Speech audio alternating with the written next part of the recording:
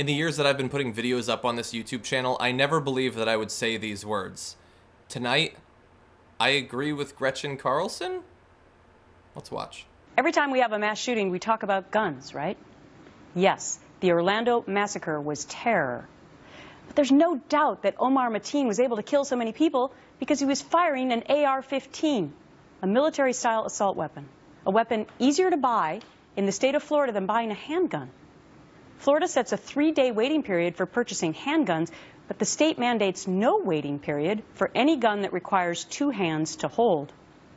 President Obama and gun control advocates have repeatedly called for reinstating the federal ban on semi-automatic assault weapons that expired in 2004. Congress has said no. So what do you think? A recent Quinnipiac poll shows 58% of you support banning the sale of assault-style weapons. So here's my question today. Do we need AR-15s to hunt and kill deer? Do we need them to protect our families? Yes, I'm in favor of people being able to carry. I think some of these mass shootings would have been less deadly if that were the case. But I'm also with the majority today, taking a stand. Can't we hold true the sanctity of the Second Amendment while still having common sense? Yeah, I have had a number of videos in which Gretchen Carlson has made an appearance. She's not one of the most common Fox News women that show up in these videos, but she does show up from time to time. I don't believe that I've ever agreed with her before on any issue, whether of domestic or foreign policy. But apparently the severity of the situation that we have in this country vis-a-vis mass shootings was enough to sway her cold Fox Newsy heart. And that's amazing. Now look, I don't want to go into a big argument about the merits of an assault weapons ban and all of that. I've done this topic in any number of different videos in the wake of the Orlando shooting, and if you go back a month or 2 or 6 or 12 after all of the other mass shootings that we've had, because we have so many of them, and these same sorts of issues come up so often. We can debate those merits if you want, and I'll probably delve into it just a little bit because I can't help myself. But no, in this I do want to talk more about Gretchen Carlson, because what she's saying there is that even a crazed conservative like Gretchen Carlson, and not just a crazed conservative, but one who makes their living by spreading the talking points and drinking the Kool-Aid and all of that, can be affected by things that happen in reality. And we do actually need to stop for just a second and appreciate that, because maybe you haven't, but I have grown disheartened, disillusioned.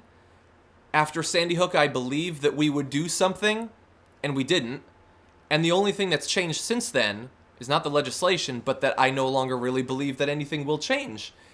And yet Gretchen Carlson is reacting to the facts that have happened. And look, it wasn't that she was just silent before. She has said before on her program, in fact, she's given people advice on how to get around the loopholes in assault weapon legislation.